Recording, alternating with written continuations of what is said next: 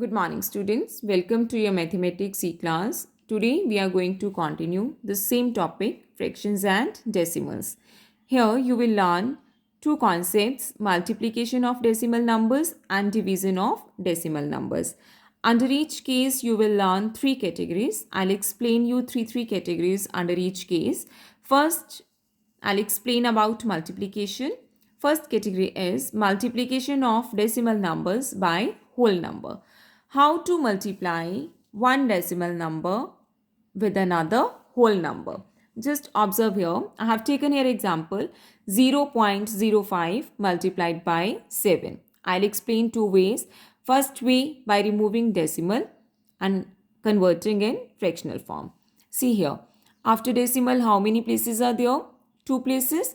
So what we'll do, we have to put those many zeros in the denominator, how many digits are there after the decimal, right? Multiplied by, this is the whole number, so you can convert in fractional form. Clear? So here we'll get 5 upon 100 into 7 upon 1. How to convert whole number in fractional form? By putting 1 in the denominator. Now, this concept you have already learnt in the previous e-class, how to multiply two fractions together. Whenever you have multiplication of fraction by fraction, you just have to multiply both the numerators together and both the denominators together. So the same procedure we will follow here. We'll multiply 5 and 7 together and 101 together. We'll get 35 upon 100, right? Now, the main thing is how to convert in decimal form. Here, you just observe how many zeros are there in the denominator? Two zeros. So, count two digits from right hand side, 1, 2, and then put the decimal. Is it clear? So, keep this thing in your mind. How many digits are there in the denominator? I mean, how many zeros are there in the denominator? Those many digits you have to leave from right hand side and then you have to put the decimal, right? Another method, it's very simple. Here you have to multiply both the numbers simply by ignoring decimal, right? Like here, 5 and 7 when you multiply, so you get 35. After multiplication, you just count how many decimal places are there. In this question, we have only two decimal places. So, we will leave two digits and then we'll put decimal. I've explained here, to multiply a decimal number by a whole number, we multiply like whole numbers, ignoring the decimal point. We put decimal point in the product, leaving from right as many decimal places as are in the given decimal number. I hope it is clear to you. Now come to the second category, multiplication of decimal number by 10, 100, 1000, etc. Here I have taken example 31.1 into 100. Remove the decimal. 31.1 means when you remove the decimal, you'll get here 10 in the denominator, right? So 311 upon 10 multiplied by 100 upon 1. How 100 upon 1? 100 is the whole number. So we have to convert in fractional form. We'll get 100 upon 1, right? So here 311 upon 10 multiplied by 100 upon 1. You have got in this step. Can you cancel this 10 and this 100? Yes, we can get it cancelled. So after cancellation, we will get your 311 into 10 upon 1 into 1, right? After multiplication, what will you get? 3110 upon 1. Now when you divide any number by 1, you get the same result. So that is why we'll get your 3110 in the answer. I hope this is clear to you.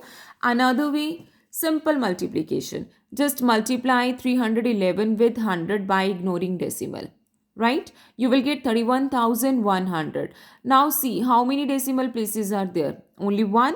Now count one digit from the right side and then put the decimal. We'll get the same answer, 3110.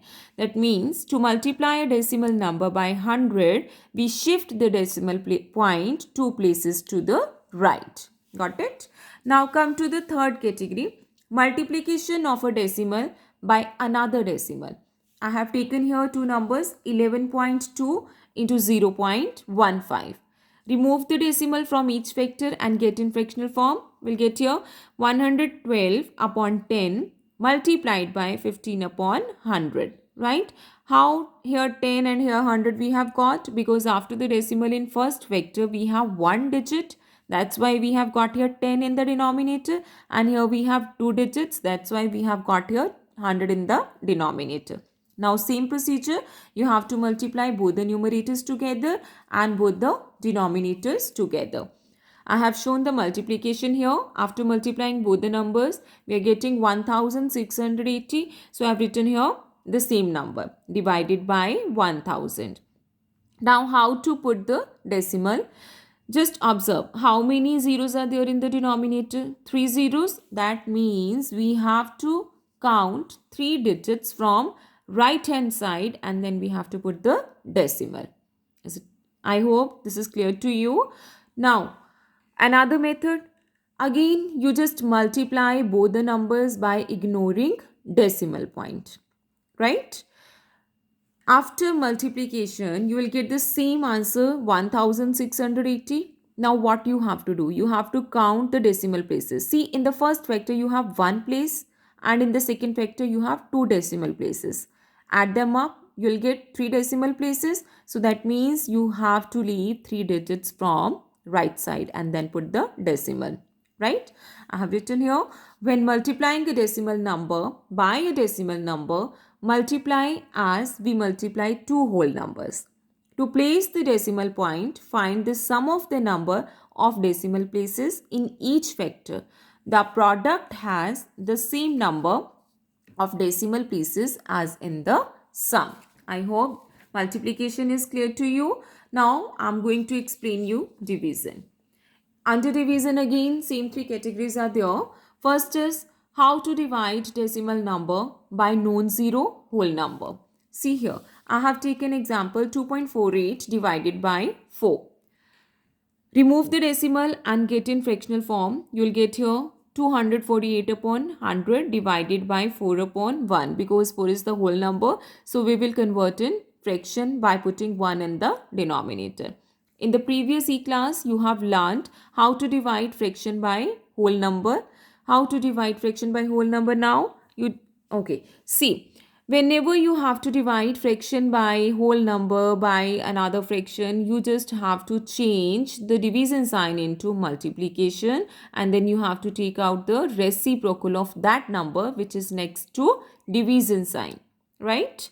See now, we'll get here 248 upon 100. Multiplied by, get its reciprocal, we'll get 1 upon 4. Now do we have cancellation? Yes, we have cancellation. So we will cancel these two numbers and then we'll get 62 into 1 upon 100 into 1. So in the answer, we'll get 62 upon 100. Again, place the decimal. Where will you place the decimal? Just observe here. 2 zeros are there. So we have to count two digits from right side and we'll get 0.62. Got it? Now another method, simple long division.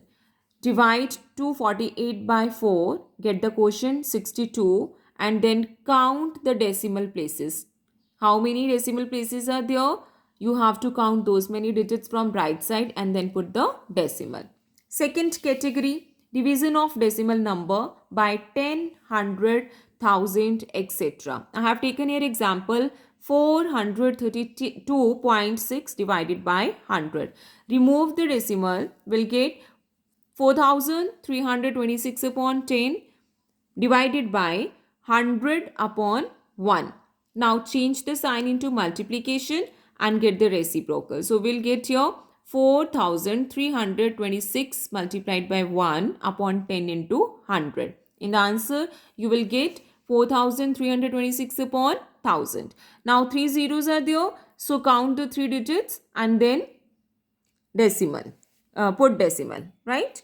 Now to divide decimal number by 1000, we shift the decimal point 3 places to the left. So here you have to keep this thing in your mind. Whenever you multiply the number, then you have to shift the decimal point to right side, and when you divide, then you have to shift to the left, right? Now third category, division of decimal number by another decimal number. Here I have taken example 30.94 divided by 0.7. Remove the decimal, we'll get here 3094 upon 100 divided by 7 upon 10. Now change the division sign into multiplication and get its reciprocal. So here we'll get 3094 upon 100 into 10 upon 7. If we have cancellation, then we can cancel here. Yes, we have. So we'll get here 442 into 1 upon 10 into 1. It's 442 upon 10. So answer will be getting 44.2. How 44.2? Just observe here. 1 0 is there in the denominator. So that means we have to leave one digit from right hand side and then we'll put the decimal. So I hope both the concepts are clear to you. If you get any query, get back to your teacher. Thank you and have a